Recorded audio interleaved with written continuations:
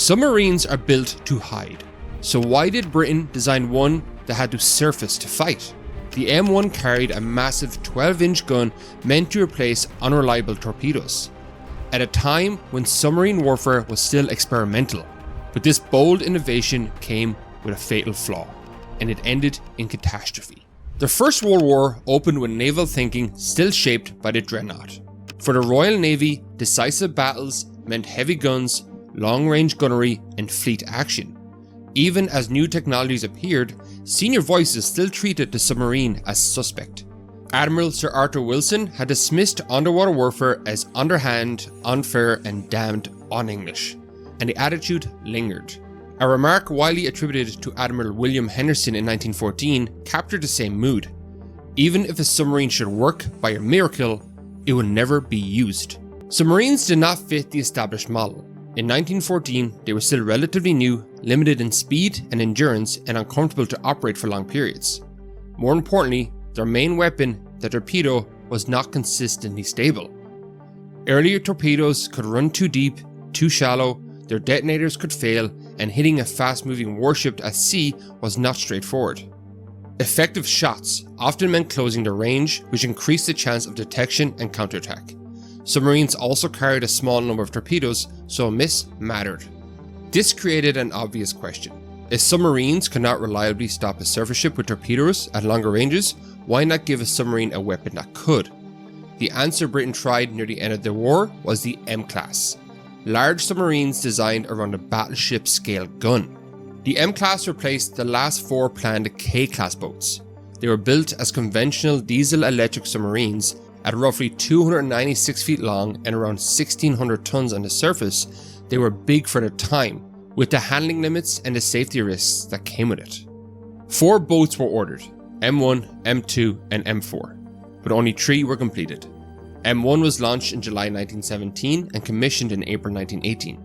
M2 followed in 1918 and was completed after the war. M3 was completed in 1920. M4 was cancelled before completion. Their defining feature was a single 12-inch Mark IX gun. It was not a new weapon designed for submarines. The gun came from naval stocks intended for older battleships, and the logic was straightforward. A 12-inch shell could cripple or sink a merchant ship or an armed raider with one hit, without relying on a torpedo to behave perfectly. In theory, the submarine would approach submerged, surface briefly, fire one shot, and disappear again before the target could react. The gun itself shows the ambition. A 12-inch weapon has a barrel a little over 12 meters long, and a Mark IX could reach out to roughly 1,500 yards under ideal conditions. On the M-class, it was installed in a fixed mounting with limited traverse, so aiming often meant steering the entire submarine onto the target's bearing. To keep exposure down, the normal drill was to come up to periscope depth and fire with only the barrel above the surface, using a simple bead sight. Alongside the gun, the boat still carried torpedo tubes. On paper, the concept looked simple. In practice, it created problems that submarines were built to avoid. To use the gun, the submarine had to expose itself. To use it accurately, it had to expose itself more than the concept admitted. The gun could not be loaded underwater, so the first shot had to count, because the gun crew could only reload on the surface. The M-class carried about 50 12-inch rounds, but ammunition capacity did not solve the relimitation. Each reload required time above water. The submarine also had to manage the recoil of a weapon that belonged on a surface ship. Firing a 12-inch gun from a long, narrow hull stressed the structure and forced the crew to be cautious about sea state, trim, and the risk of flooding. The result was a weapon system that demanded a perfect setup.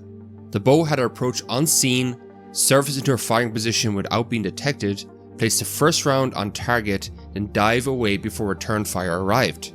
If anything went wrong, a miss, a delay, rough water, a mechanical problem, the advantage disappeared quickly. The Royal Navy still put the concept into service, but the timing was poor. M1 entered service too late to see combat in 1918, and the war ended before the class could be tested in the role it was built for. In the early 1920s, the strategic problem also changed. Germany's surface raiders were no longer the immediate threat, and naval budgets tightened. An expensive submarine that required ideal conditions to use its main weapon was harder to justify.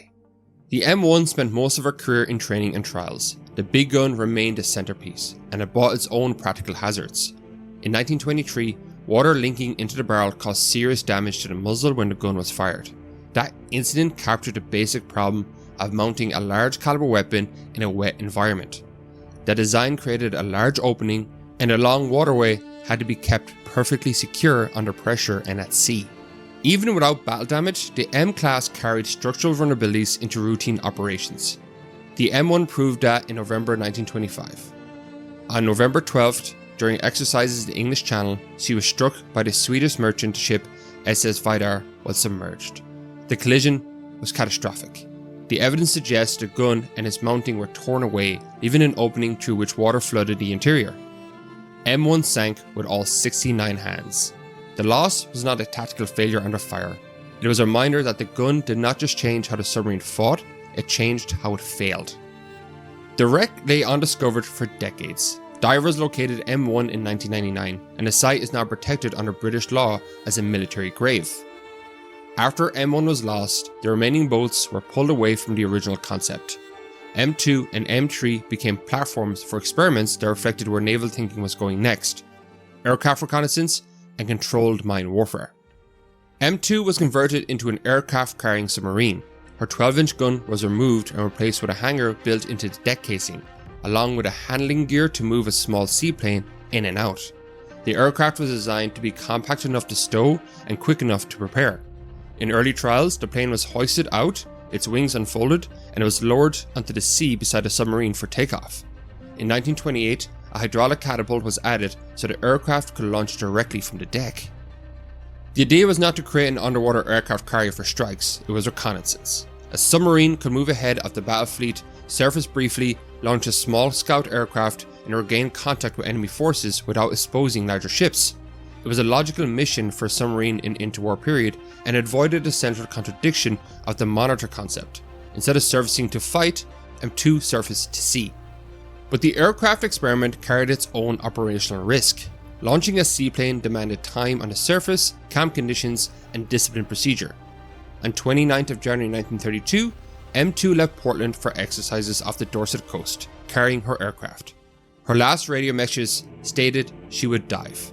Not long after, a passing coaster later reported seeing a large submarine dive stern first.